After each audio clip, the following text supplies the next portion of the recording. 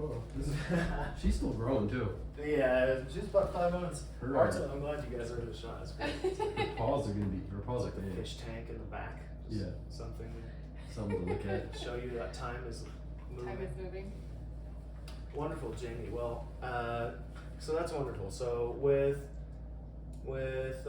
this new form of medicine that has a lot of scientific backing now, more and more every day, what do you see are some obstacles to adoption? Oh, and what do you think are like good next moves in educating the population?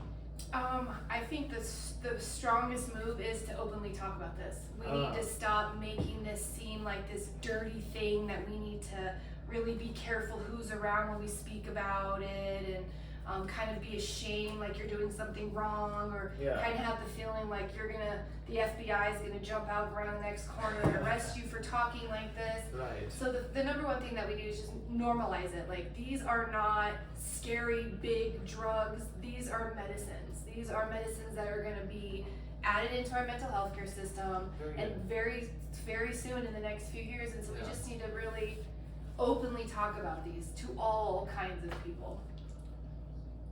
Wise words. Okay, that's wonderful. Okay, so squad, you hear that? Start talking about stuff. Start talking about it to everybody. I was in Montana. We were in Wyoming. We were in this very small town in Wyoming, and I should have been writing, but instead I decided to go have a drink with these two older gentlemen. Sure. And one was a veteran of 32 years, and the other one had been from the area. And I was like, they asked me what I was doing, and I said, I'm filming a documentary. And they were like, about what? And I was like, psychedelics. And he's like, one of the guys was like, yeah, those things will put you in a padded room, or you give someone psychedelics and you're gonna have to put them in a padded room. And they were making fun of it. But by the end of the conversation, the veteran was very curious about microdosing, because I told him how I'd interviewed a veteran who used microdosing for PTSD.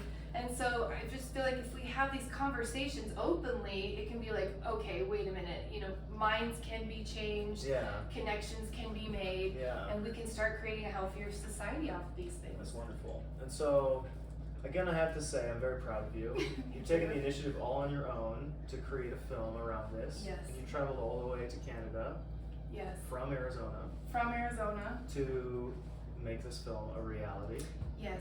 And tell me a little bit. I know it's a lot, and you're still going through the footage. I'm so excited to catch you on like the tail end before it's still like a piece, because then like we kind of go back and see like how you were feeling in this moment, right? Yes. A little bit of a time moment captured. But tell me what you think, just in general terms, or maybe some specific examples about some of the interviews you conducted already. It seemed like every interview that we did, like we grew in some way and learned some information. But the biggest change was actually in Port Townsend, where that town goes back a long time with psychedelic history. So it's very normal there. It's very out in the open. They had to get together of the Psychedelic Society. It was a huge room full of people, and everybody's just like openly talking about psychedelics. And I was like, this place is off the charts. Everyone's happy, everyone's interconnected, the energy there is like really a beautiful feeling. We didn't want to leave. And then to cross into Canada to Vancouver, we toured the Coca Leaf Cafe, which the owner is Dana Larson, and he's participating in peaceful civil disobedience. It is not legalized, it is not decriminalized. Coca Leaf in Canada is not legal. No, Coca Leaf is not legal, but he's not only selling the Coca Leaf, he's selling LSD, DMT, psilocybin, peyote, mescaline cactuses. There was a vending machine with psilocybin mushrooms there. Like, it brought me to tears, because it's like, this is how accessible mental health medication should be right here. Yeah. And so going in there, it moved me on a cellular level. I can't explain, never the same again. And it was just so normalized. And after seeing it, it was like, it gave me hope, because there's the medical model we need. It's gonna happen, and it's coming. You've seen it. You can see the reality of it. You see that it can be accessible and as easy as, hey, if you need it, it's available. Yeah. And I think that's amazing. I'm super supportive of this. I think we also need to educate people more about not only like the benefits but like a responsible use. So one of the things I really hope to do more with the magazine and the squad around the magazine is to like give people smaller little pieces in each issue that kind of help them know more about how to do things safely and responsibly, because longevity is so important too.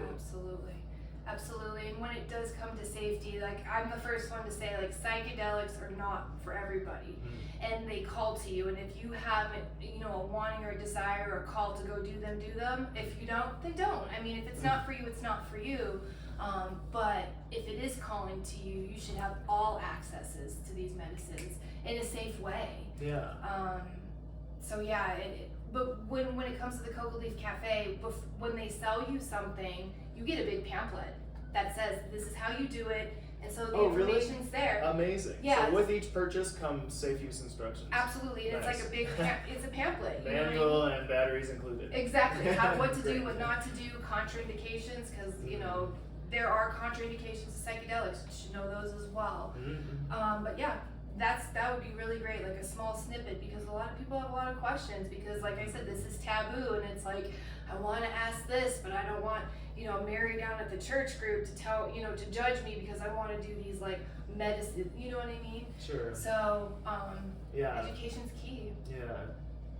Yeah, and I also wonder about how sort of, especially in North America, our culture is very rooted in these puritanical sort of crusading mentalities, right? Colonialism. Yeah, and I think about widespread adoption, and a little bit back to our conversation where Artem was wisely mentioning how when elders tend to approve something or accept something, then it's much more readily accepted by the pack as something that's normal.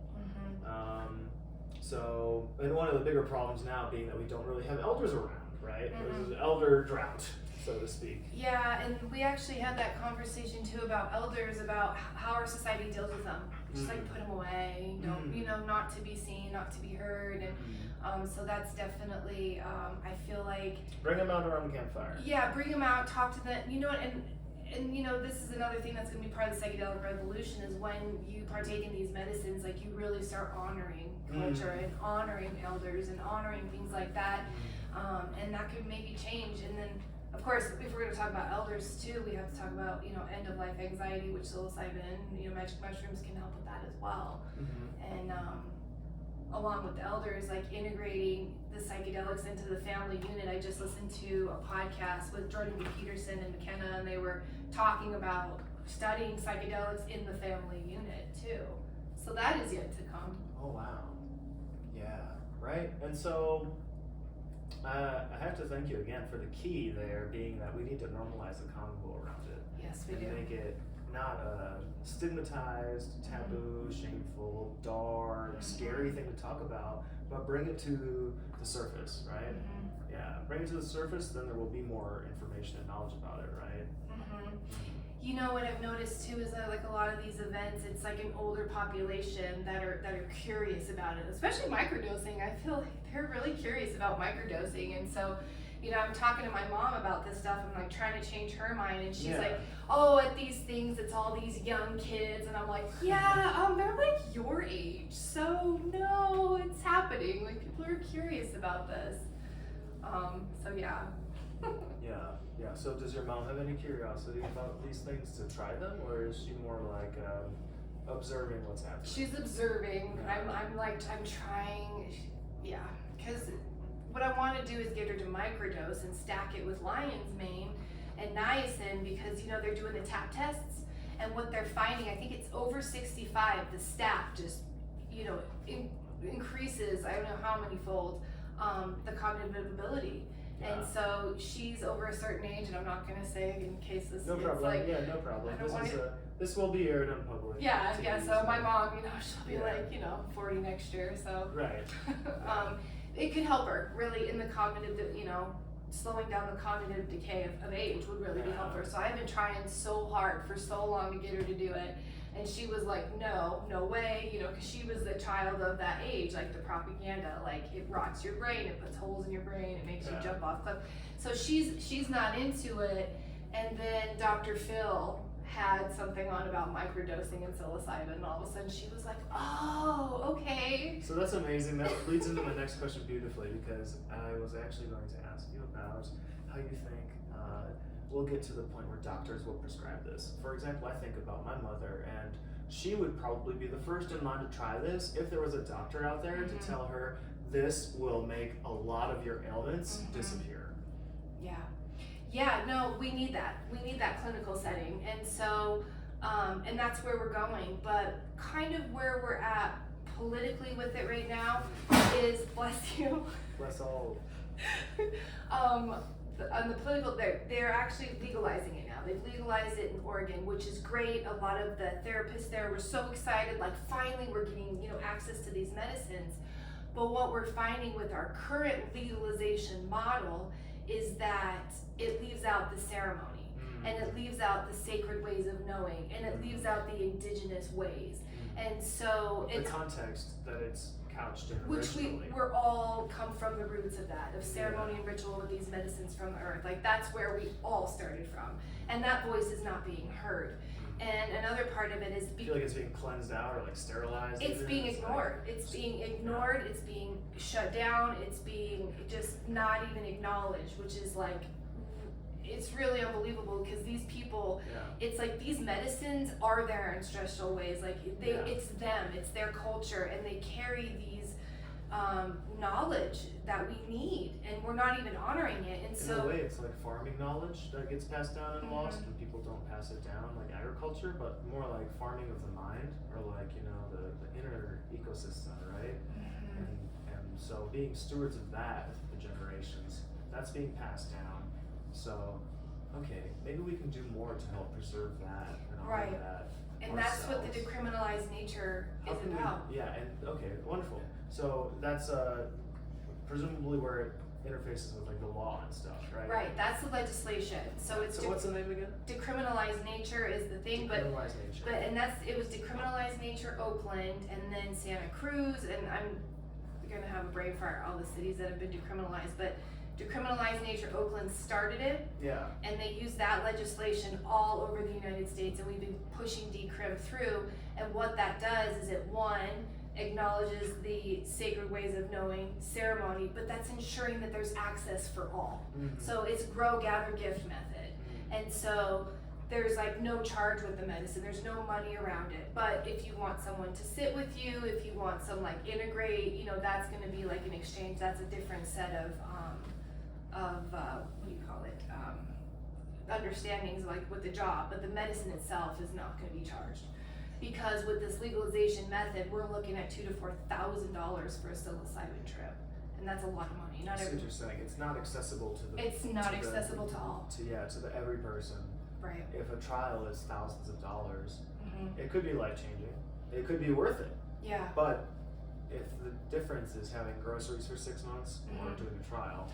Right. People are probably going to avoid trying it, right? Right, but if we decriminalize before we legalize, that's gonna, and the legalization is backed by deep pockets. Like this is like, we're talking capitalistic venues with colonialism overtones on it, and so we really need to decriminalize before we legalize, so both have an equal voice, because we need both sides. Because not everyone's gonna want to do ceremony, Right. They're going to do clinical, so we need access for all. We need support by all, in a full system. Although I shudder to think about the creative potential that could be lost if, as you say, we legalize before we decriminalize, and then it's available but at a severe tax.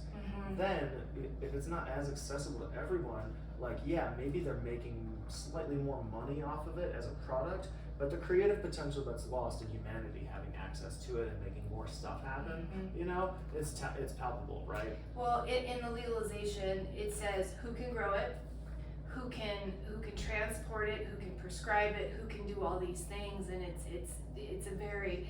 And then if we're going to talk about that, we have to talk about cannabis and what happened with cannabis and how that's what happened with cannabis. Like it put all these mom and pops out, these big deep pockets came in. They got, all the, what do you call that when you get approved approval for growing something. I'm having a brain fart. Sure, like when you get licensed. or Yeah, something. the licenses are millions of dollars, and so the licenses are millions of dollars, and then you can only have like these shops in certain spaces, of course, because they have to be away from like communities of like children and certain things like that. So they can only be in certain places. So they bought up all the land where they could be in certain cities. So they literally like pushed out mom and pops, and the deep pockets now control the cannabis, and so that's the problem. And then they're saying, we'll allow access and give people. It didn't work. It doesn't work, and now they're And the quality is sacrificed in that equation too, right? Because when corporate interests are looking at it now, it's not as important as like, I'm a connoisseur and I want these things to taste good or give me the right effects. It's more like how many more stores can we open this year? Right, profit. It's all about greed and power. And that so test at the right level to check off all the boxes, but does it really have like the body on it, right? And so that is also, I understand and I feel you with this, and I resonate with this idea that the spiritual sort of essential bit of these ceremonies and how you integrate this entrance into a trance or like opening ancient wisdom up within yourself. Those experiences can be very rich and enthralling, and without some better understanding of how to navigate that, or some small compass to kind of orient yourself around when you get in or out of that sort of deep dive into consciousness and your own mind and the world.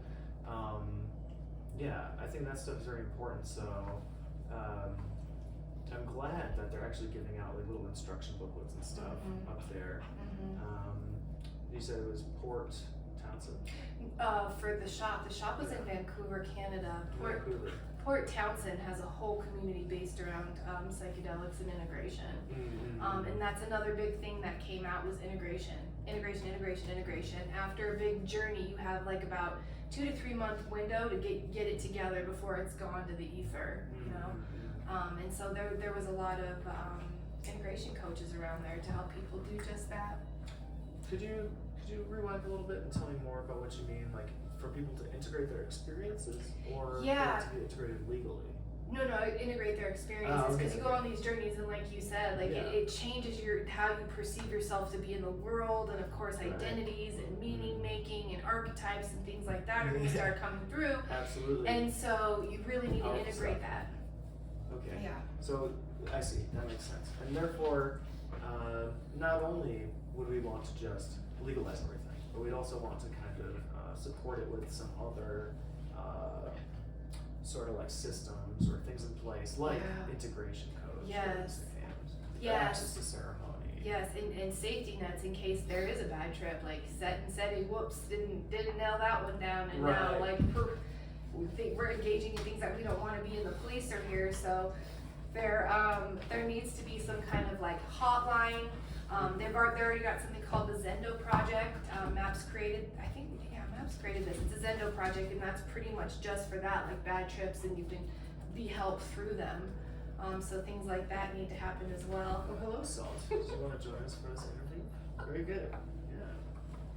Yeah. Salt's very interested in alternative medicines and psychotherapy and psychedelic medicine and mushrooms. You think we're gonna get there, like microdosing our dogs? I bet that'll become part of like our pets. Well. And then eventually in like 20 At a years. music festival, I'm sure some dogs are microdosing, whether they know it or not.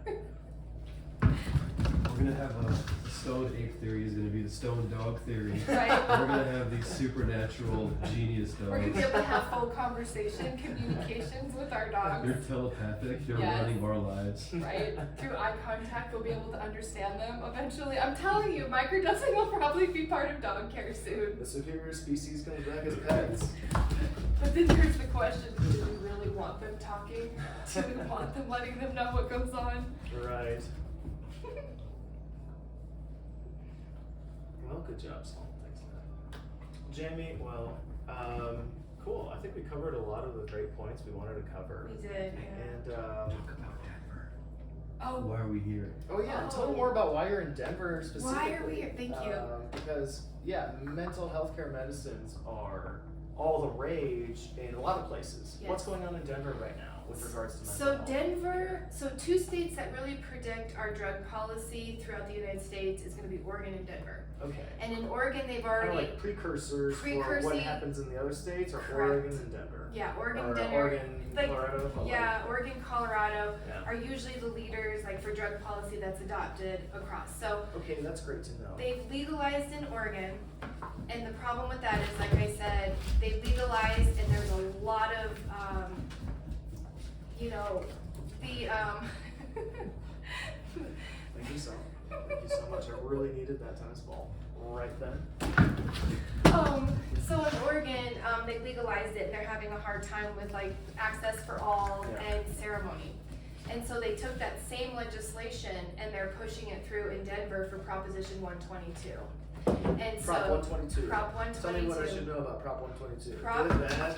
Vote no on Prop 122 Vote no on because 122. we have to decriminalize before we legalize. And Prop 122 is legalization, and there's no vote for you know, the indigenous ways. They're hushing them, they're quieting them, they're not paying attention to Gotcha. them, sorry, and that it's not going to have access for all. So we got to decriminalize first. We have to pump the brakes. We just have to slow it down a little bit.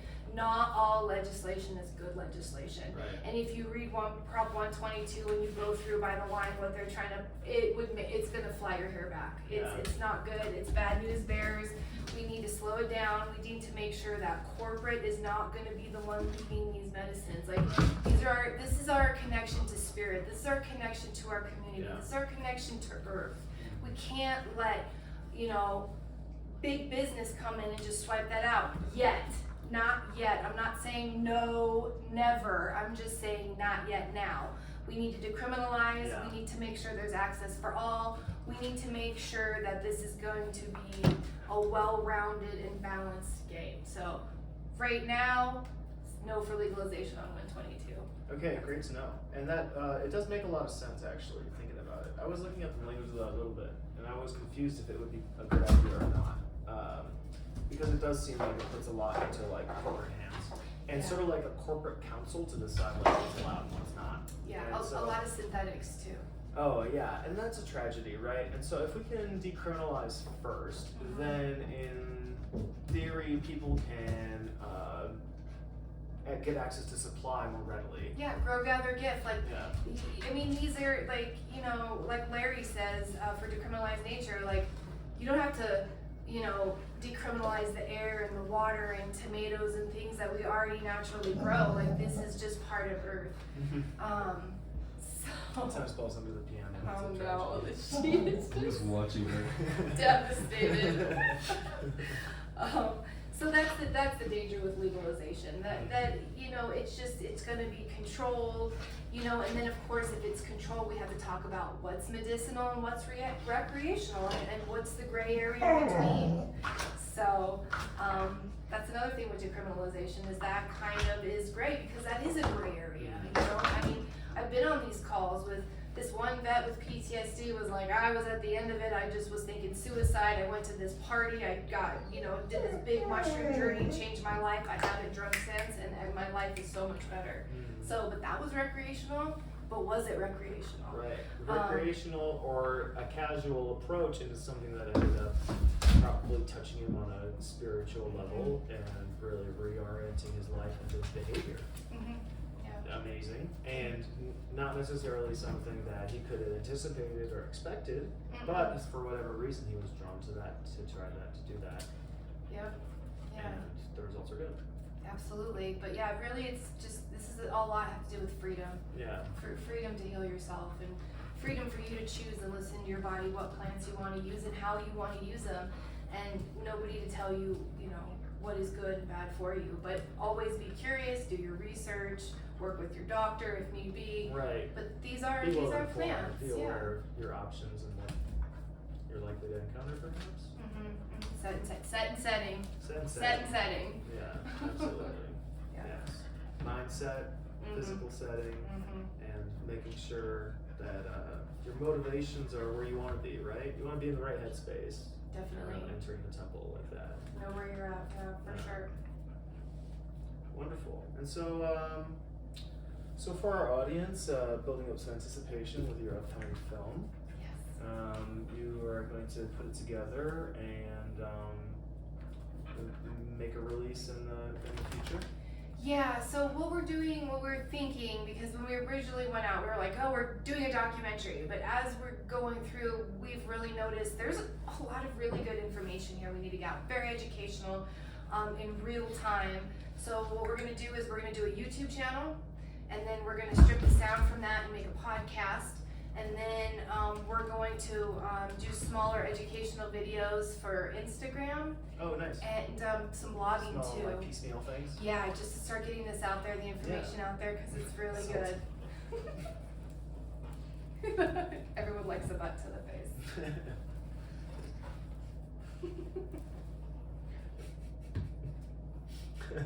Well, that's wonderful. That's wonderful. So that's actually really great that you can use a lot of the a lot of the footage in multiple ways. Yes, yeah, and for sure. repurpose it and actually get a lot of knowledge distribution and dissemination out of what you've already gathered. Yeah. Yeah, and we have different stories covering different ways to use different psychedelics in tandem with things. I mean, one of the really most fascinating was this guy with MS. Multiple sclerosis. Multiple sclerosis.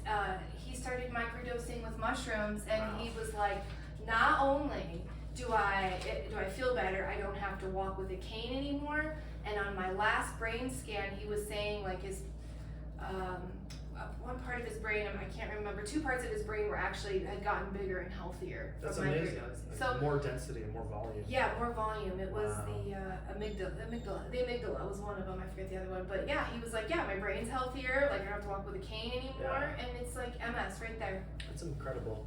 And I think that's an important thing to remember is that these compounds are some of the few compounds that we know that are neurogenerative. Will actually help you neurogenesis, help you grow neurons and more brain matter, and fine tune what is there. I think that's remarkable, and no matter how many apples you eat, I mean, yeah, it will help your brain a little bit. But if you ate a little bit of a magic mushroom, the blooming effect that happens in your brain is remarkable. And so I've spoken to a few people recently, and one of my good friends is learning guitar now. And every time I meet with them to play guitar, they're blowing my mind about how quickly they're learning. And they credit the swiftness of their learning to mushrooms. Microdosing That's mushrooms. amazing. And I think there's a lot there that is yet to be explored, but for the creativity, for the health, and for synchrony with mind and body and spirit, I think all that stuff is very beautiful. So I'm so happy that you're working towards inroads for making that like common in the good way. Yeah, no, for sure. And it's like, we're so big on movement, like use it or lose it. It's the same thing with the mind. That's what psychedelics do for the mind. They keep things moving. And when you do a journey, it's literally like a hard reboot for the mind. It just gets defrags and gets rid of the stuff you don't need for new growth. So it's people are like, there's no way I'll see these things legalized in my lifetime, and I'm like, well, this year it's going to be legalized, and eventually these big corporate companies, or really many companies who want to be on the leading edge of creativity, are going to have incentive packages for their employees to microdose. It's going to be like, you want them to do this, you want this creativity, and then the more creative you are, the happier you are. The happier you are, you're more creative, and so you're creating this environment. So this is like, in the next few years, this is going to be incentivized. These people want employees that are creative. Right. If your company is outperforming and out excelling other companies, that's a good thing. Yeah. And as the first companies that start putting this in order and start, incentivizing it, I guarantee those companies are going to be off to the races, and then the other ones are going to try to keep up and do the same thing. So this is our future. And it's a lot sooner than a lot of people think. Yeah. Hello. So now is the time to make the message to the Planeteers, as it were, about decriminalizing it first. Decriminalize and then legalize. And it's just decriminalize first, just to have a voice at the table. Access and availability. We can increase access and availability doing it in that way, right? So, yes. Very wonderful. Thank you so much for your time and for joining me. Thank you so much. Wishing you all the best success with your film and with all your work. Yes, and if people want to follow us and see kind of what we're posting, what we're doing, decriminalize.nature.flagstaff, and that's on Facebook and Instagram. And we've already put a few videos out of the people that we interviewed. So we're gonna be rocking and rolling in the next coming year to see what we can do. Wonderful. Excellent. Keep up the good work. Thank And you. we'll check in again soon. Yeah, absolutely. Yo, sure.